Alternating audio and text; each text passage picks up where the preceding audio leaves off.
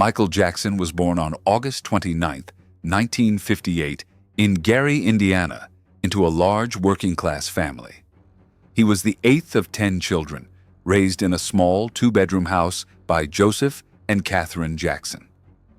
From the moment Michael came into the world, his life was surrounded by noise, music, discipline, and chaos. His father, a strict and often cruel man, was obsessed with turning his children into music stars.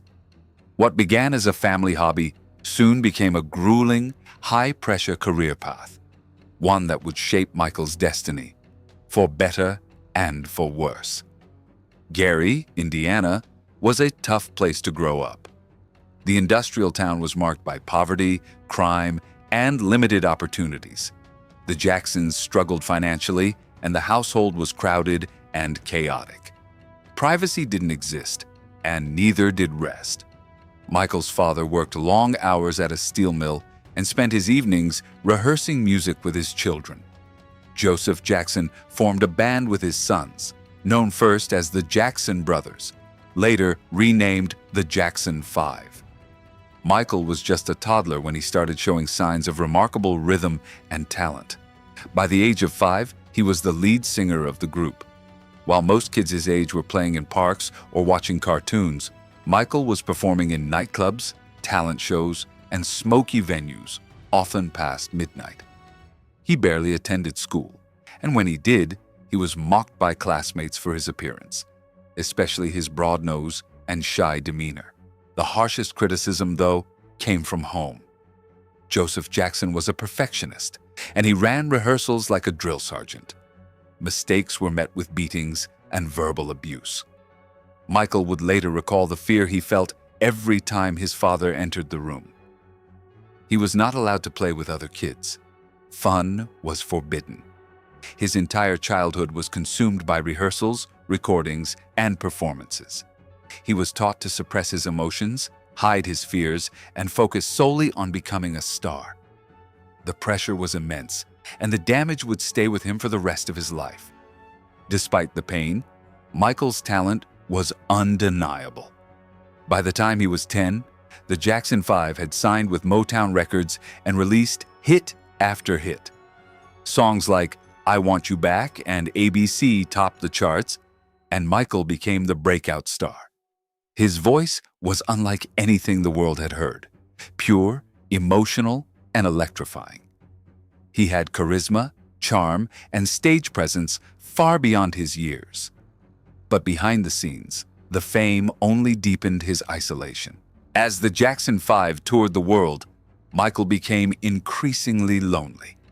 He was thrust into adulthood without ever experiencing youth.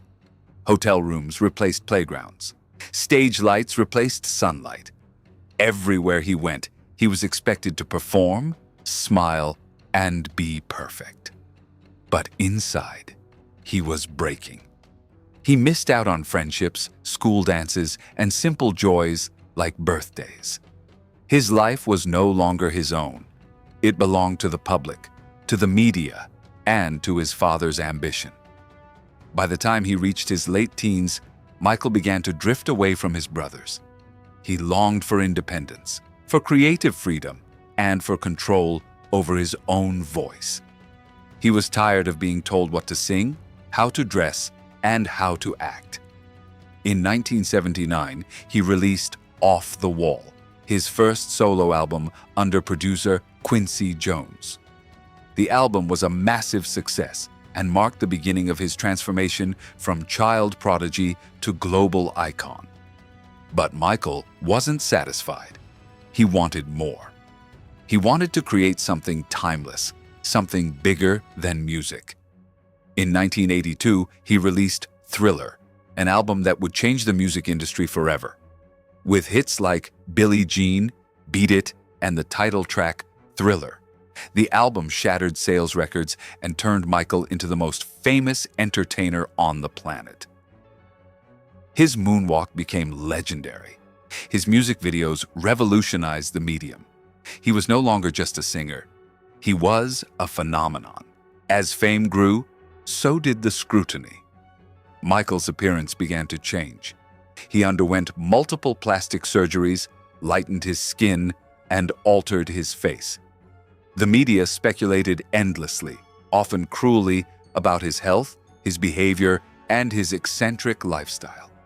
Few people understood the psychological scars he carried from childhood, the body image issues, the trauma, the isolation. The man who was adored by millions had no one to confide in, no true friends to rely on. In public, he was the king of pop, performing for packed stadiums, breaking dance floors, and inspiring generations. In private, he was a man haunted by his past. He built Neverland Ranch in the hopes of recapturing the childhood he never had. It was filled with amusement rides, exotic animals, and toys.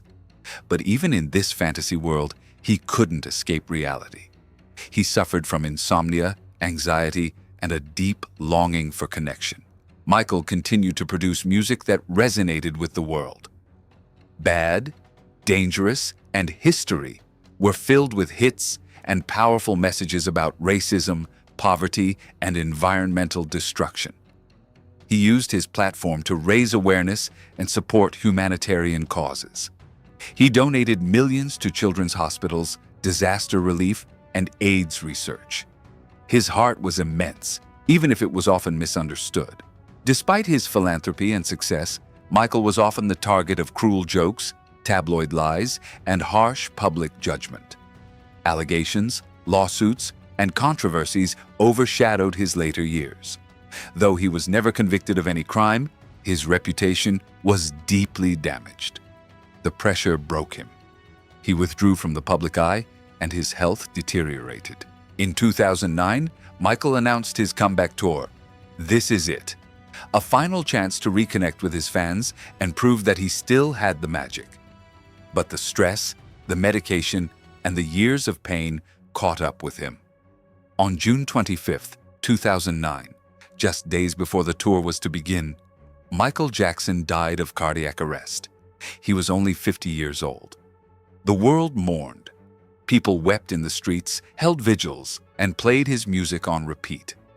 For many, it felt like losing a family member. Michael's legacy, despite all the controversy, remained untouchable. He had sold over 750 million records, won 13 Grammy Awards, and influenced nearly every artist that came after him. His dance moves, his voice, his innovation, they were immortal. Michael Jackson's story is not just about fame and fortune. It's about a child who was never allowed to be a child. It's about the price of greatness, the weight of expectations, and the wounds that never fully heal. He gave everything to his art, even his innocence. He turned pain into performance, trauma into triumph. In the end, Michael Jackson was more than an entertainer. He was a symbol of what it means to rise from nothing, to chase dreams despite obstacles, and to shine even when the world tries to dim your light. His music lives on. His message lives on. And so does the memory of the little boy from Gary, Indiana, who became the most famous man in the world, but always longed to be simply Michael.